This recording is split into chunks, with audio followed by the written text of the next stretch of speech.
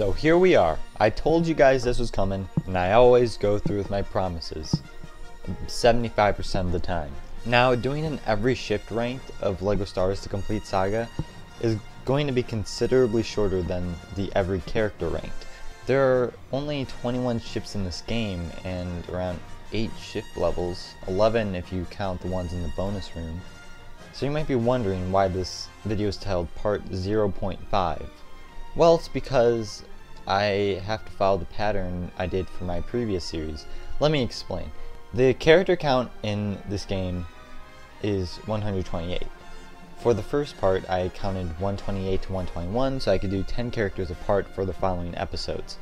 If I follow the pattern for this mini-series as well, I do this intro bit and one ship, and then the episode will be over. I know it's a bit tedious, but I'm a very ritualistic person. Think of this as a tease of what's to come. So, without further ado, let's find out what the worst ship in this game is.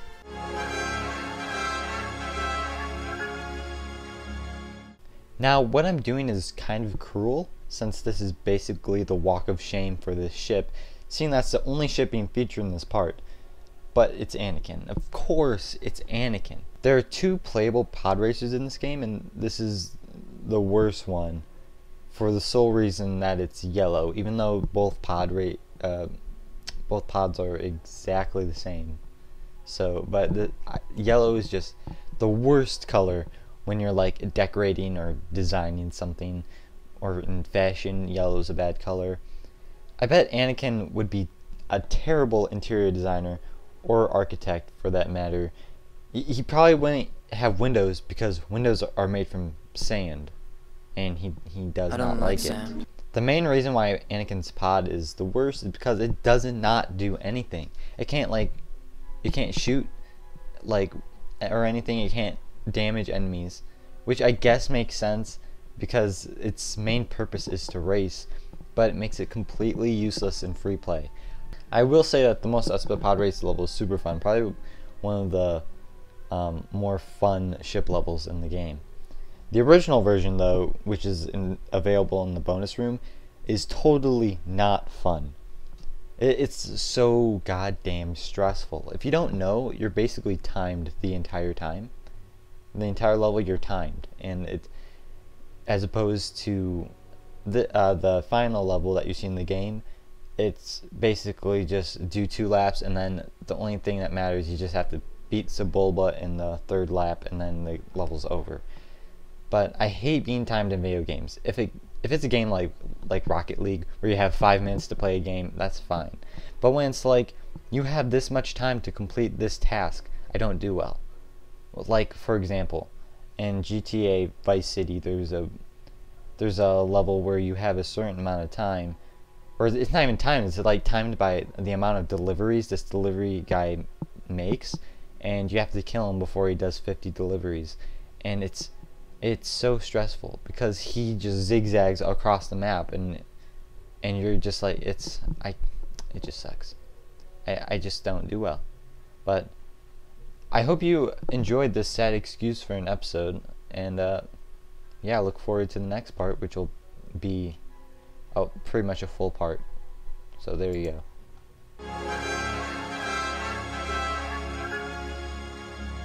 So now that we're actually getting to full parts, let's officially start the series off with SEBULBA'S pod. As I implied in the last part, SEBULBA'S pod is exactly the same as Anakin's pod. The only reason why it's above Anakin is because orange is a way better color than yellow, in my opinion. Also because Jake Lloyd's Anakin's bad. Now this is pod racing. Jesus. Speaking of that guy, he disappeared. After a little research, he was in jail, and now he's in a psychiatric facility diagnosed with schizophrenia. Okay, I know the dude got some flack for his performance as Anakin, and I have a feeling that had something to do with his current condition. Anyway, I was doing some research for Sebulba, and did you know that he was a former slave and was freed after his skills in pod racing? What?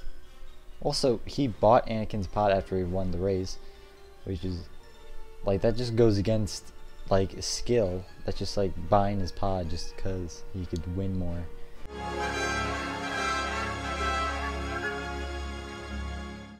So ZAM'S Airspeeder is the first ship featured in this list that can actually do something, so that's a plus.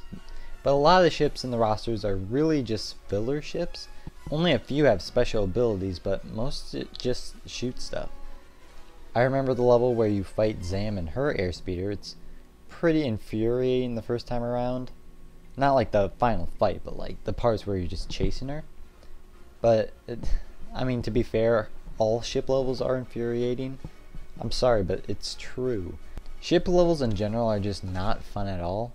Most us, but pod race is an exception though, because that level is just fun, and it's not really the traditional ship level. Apparently ZAM Wessels teams up with Jango Fett a lot in the EU, which I guess makes sense, but Jango Fett's kind of a douchebag though for killing her after all they supposedly been through. Shout out to ZAM for the worst death in Star Wars though, like Jesus.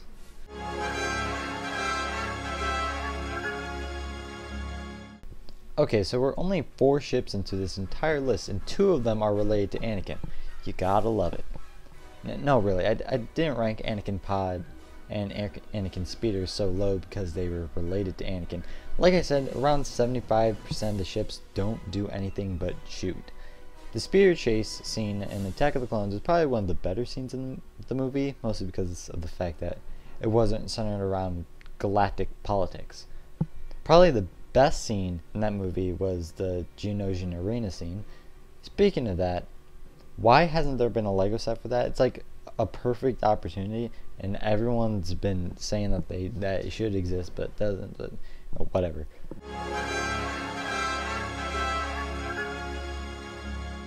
This is the only ship in the entire game that isn't unlocked from the regular story mode. This is one of 2 ships in the entire game that you can't buy in the store or unlock it in a regular story mode level. You actually unlock this guy from the bonus room in one of the levels in there. Basically, the developers were restricted to only 6 different scenes to be made into levels, so this one got pushed to the bonus room.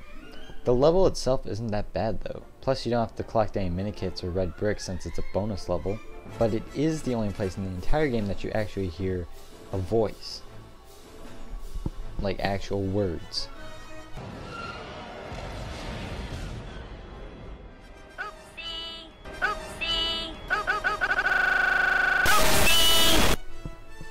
I don't know why, but that makes me hate him more.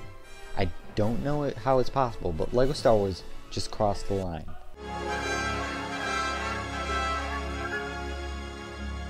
This is another one of those generic ships that really no one cares about in this game. I don't even think the Imperial shuttle shows up at any point in this game, but oddly enough, for a ship that no one really cares about, it has a lot of different iterations in the LEGO form. Hell, it even got its own UCS set, but then again, something getting a UCS version isn't that big of an honor at this point. I mean, look at the UCS Assault on Hoth. It's bad. Also, the UCS ATST is one of the lesser known UCS sets, but it's terribly scaled. I mean, regular LEGO ATSTs are perfectly scaled for minifigures as it is. For the UCS version, it just looks bad. Also, too many studs on top. Whatever, I barely even talked about the Imperial shuttle, but there isn't really much to talk about.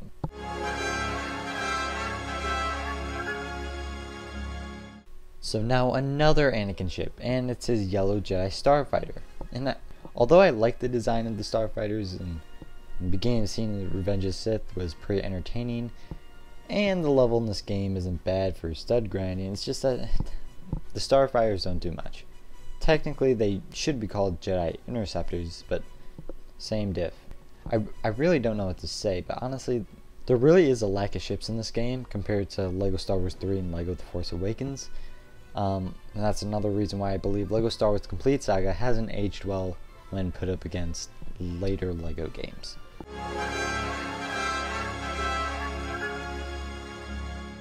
And the last, the second Starfighter. The Starfighters show up in one level and they're pretty useless otherwise. The only reason why the red version is above the yellow version is because I like red better as a color. As I said, yellow is a terrible color for designing. It looks like someone peed on it. Good one, you really got him there. Also, I ranked this one above the other Starfighter because I like Ewan McGregor as Obi-Wan, who's the pilot of the Red Starfighter, if you haven't played this game or even watched the movie. And I actually own the Red Giant Interceptor in physical Lego form, and I gotta say that the set is god tier. Honestly, a solid set for display purposes.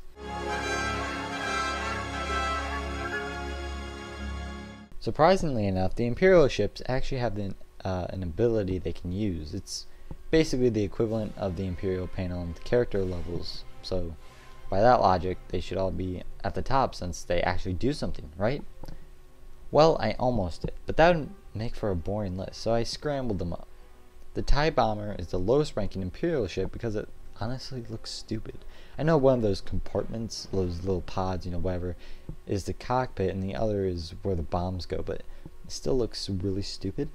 There was only one minifigure scale TIE Bomber made into a Lego set, and I can see why they haven't made any more.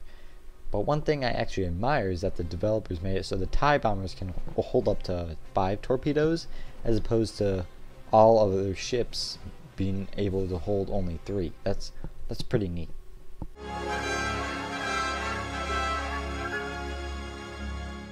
One of the classic Star Wars ships coming at you, the Y-Wing.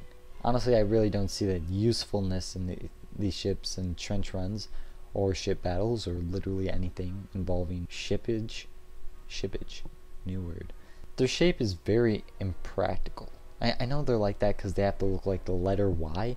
Speaking of that, Ys don't even exist in the Star Wars universe. The main language in Star Wars is Basic. They have a totally illegible alphabet to us. I mean, let's face it, it's practically gibberish anyways. I mean, people who say they can read Basic, they either need to get a life, or they need to just like stop lying, because it's just basically a bunch of gibberish that people made up in 20 minutes. Anyway, how would these people even know what a Y is? I don't know who to blame, so I'll just blame George. Frick you, George. Go home. Also, Y-Wings are actually able to hold up to 5 torpedoes as well, as opposed to just 3, like the TIE Bomber. So they're just the rebel version of the TIE Bomber, so don't worry about it.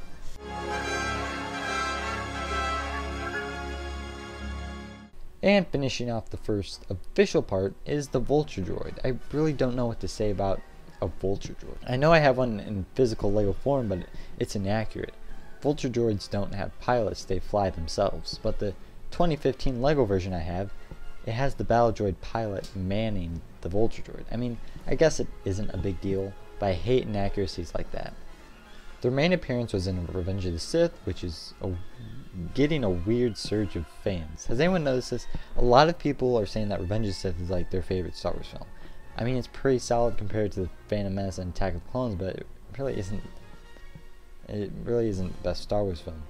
They're just saying that because out of nostalgia, because they were a kid when that movie came out, and they were just like, oh, it's so good, you know.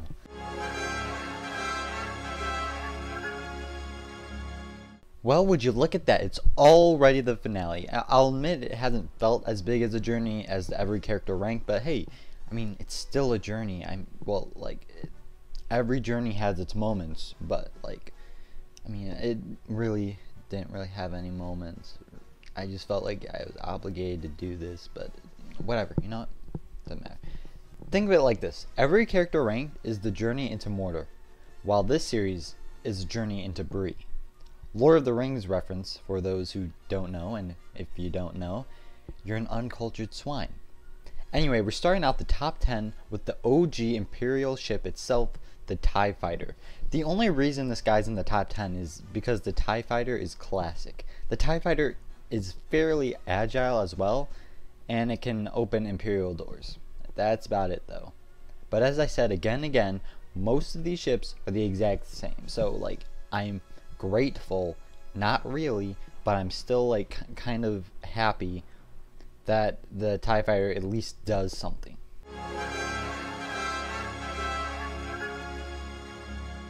And after the OG Imperial ship comes the OG Rebel ship. If this ain't the most basic ship ever, I don't know what is.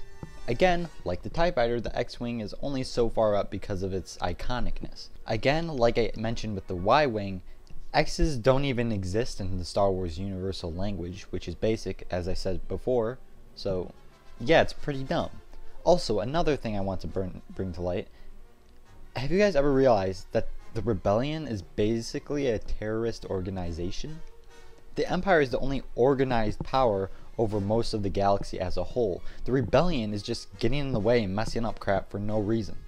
Honestly, they're terrorists, is the truth. Why is the Empire seen as the bad guys? Palpatine did nothing wrong. In the Legends continuity, the Death Star was made to defend against the Yuuzhan Vong, which are basically just Mongols in Star Wars. And for those who know the world history in general and how the Mongols fit into it, you know that Star Wars and Mongols, that's a deadly mix. That's the Yuuzhan Vong for you. Just saying.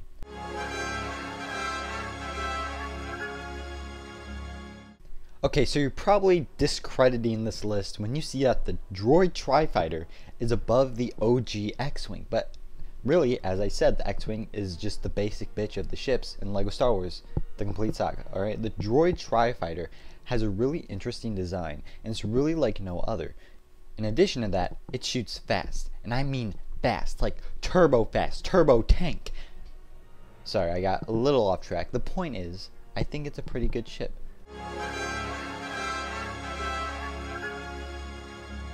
So the TIE Interceptor is probably the coolest looking Imperial ship in this game.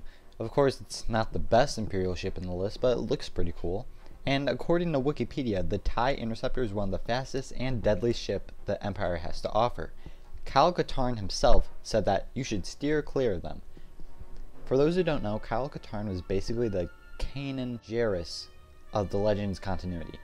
He is also the biggest Gary Sue known to man. You thought Rey was a Mary Sue? Look into Kyle Katarn. Jesus Christ, dude. That guy could do literally anything.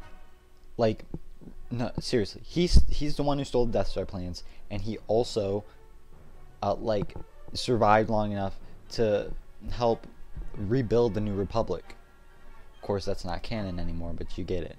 But yeah, the TIE Interceptor is just a cooler looking TIE fighter in the context of this game.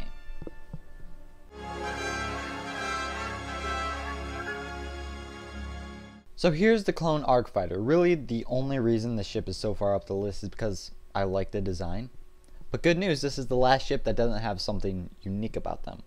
Number 5 to number 1 all have an ability, or at least something that no other ship has to offer. I say that because 2 of the upcoming ships on this list have no ability per se, but something else is unique about them. The clone ARCFIGHTER is just bought in the game store, and it really has nothing cool about it other than its design. I will say though, this ship has a very horizontal and not enough vertical. You know, like, it's very flat and wide. I'm not sure if it makes it easier to shoot down or what, but I guess the same could be said if it was too vertical. I guess nothing can beat the crappy design of the B-Wing. Oh my god, don't get me started on that. That design is so freaking bad. They just came up with it out of nowhere because they were running out of ships to design. So they're like, quick, throw in that one top, one bottom, one side, no on the other side. And they're like, why? That'd be crappy design. They're like, no one's gonna question it because it's Star Wars. I guess they're right. There's no one questioning it except me.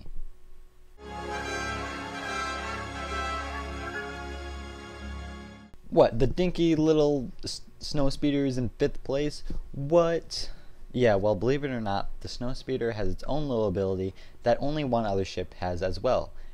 It has a rope that can pull bombs, and I know it sounds pretty dumb, but that mechanic is pretty crucial in completing the Battle of Hoth level. It's also an important mechanic in the Gunship Cavalry level, and hey, that's a bit foreshadowing for you for the ships coming up next. But the SNOWSPEEDER only shows up in the Battle of Hoth level, which is really no surprise. I mean, where else would they show up? NABOO? The heck out of here with that crap, man. Anyway, the new UCS SNOWSPEEDER has been unveiled pretty recently. I guess it's kind of an obligation to mention that, but it looks alright. Not worth my money though. Too much pieces and not enough minifigures. I don't even think the new UCS SNOWSPEEDER's minifigures scale. I sure know that the last one wasn't, so why would this one be?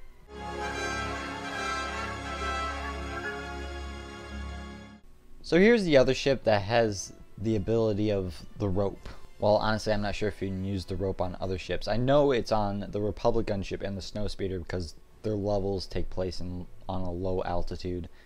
So they could have been able to grapple onto those bombs. But the other ships, I really haven't checked, honestly. I'm really not interested in figuring out whether or not the ships can grapple, but if they could, then I really messed up when I created this list.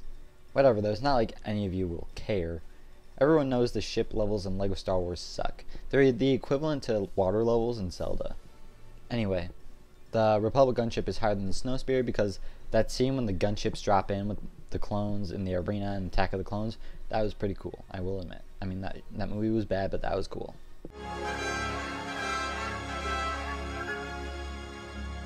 Whoa, we're in the top 3. That's pretty neat.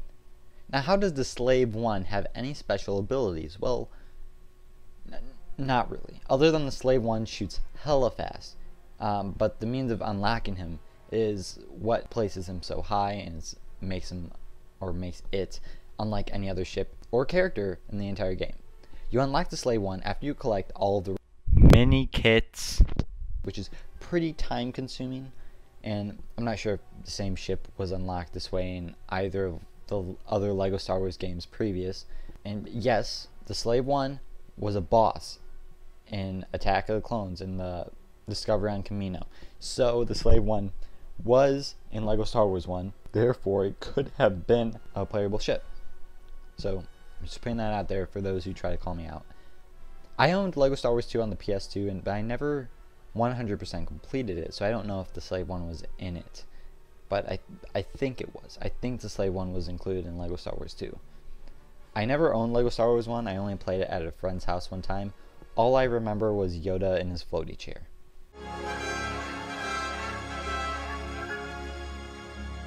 Now this is like the ultimate Imperial ship. Technically it's the exact same as every other Imperial ship other than the design.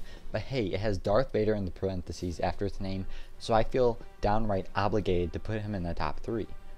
I don't know why the ship wasn't just named the TIE Advanced, because that's what it is.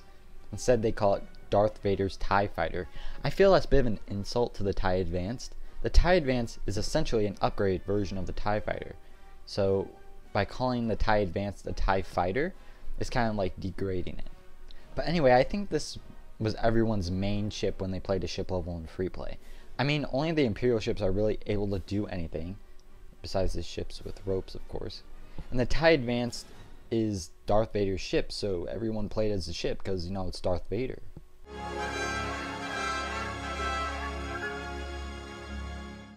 Okay, was this ever a surprise? I think not. Now, you may be asking, the Millennium Falcon is the standard-ass ship. You played the Millennium Falcon in story mode, and none of the characters in story mode made it to the top 10 in my every character ranked, except Darth Vader, because he has dark side powers, and also because he's Darth Vader. But the Millennium Falcon is so iconic, and it has something unique that no other ship has. What is it, you may ask? Well, sometimes the Millennium Falcon shoots at the ship chasing it. It's a nice little feature, you know, shooting at it from behind. It's kind of nice that they added it, because it makes sense because of the revolving turrets the Millennium Falcon has. But it's mostly number 1 because of its iconicness. Well, that does it for the series. It was short, but still fun to make. I'll probably still release a supercut for this series too, so look out for that if you're interested. What's next for me? Well, the Game Grumps compilations will still be rolling out periodically, but I will be taking a bit of a break to work on a one-off episode that you probably won't see for a long time. Like, I'm talking a little less than a year from now. I won't reveal what it is, but it'll come eventually. After that, I'll do another every blank ranked, but for another game. And it's not going to be a LEGO game, and it won't rank playable characters, mostly because there's only one character that you get to play as. I mean, you get to customize it, but I mean, that's it. I'm not going to reveal it. Not yet. You'll see soon enough, but for now, bon voyage, my dudes.